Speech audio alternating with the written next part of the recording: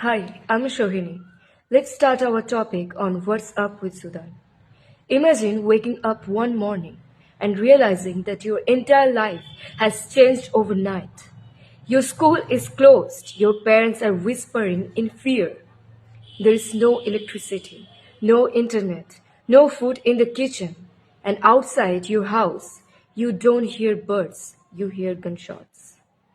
This is real life right now in Sudan. We scroll through social media every day. We see trending hashtags like Pray for Sudan. We see burning buildings, people crying, children running barefoot.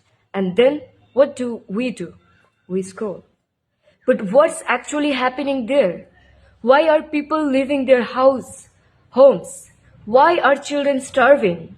Let's talk about it, not as a news report, but as human beings. In April 2023, a violent conflict broke out in Sudan, not between two countries, but between two powerful groups within the same country.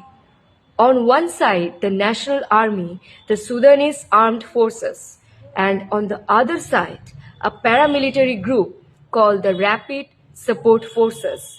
Both of them are heavily armed. Both of them want control. And the battlefield? Their own country, the capital city, Khartoum, turned into a war zone almost overnight. Homes were bombed, hospitals were attacked, airstrikes became normal. Imagine needing medical help but being too scared to leave your house because there is a sniper outside. But it didn't stop there. The violence quickly spread to other regions, especially Darfur, a place that has already suffered genocide in the past, and now history feels like it's repeating itself. Entire villages have been burned down, families separated, people forced to run without even knowing where they are going. As of now, millions of people have been displaced. Let that sink in. Millions. People who had homes, jobs, schools, dreams are now living in overcrowded shelters, refugee camps, or something just on the streets. Many have fled to neighboring countries like Chad, Egypt, and South Sudan, carrying nothing but fear and memories. Children are among the worst affected. They are not just losing their homes, they are losing their childhood. No schools, no playgrounds, no sense of safety. Some have seen things that no child should ever see, and many are now facing severe hunger and malnutrition. Medicines are almost impossible to find. Diseases are spreading, and humanitarian aid, it often can't even reach the people who need it because the fighting does not stop.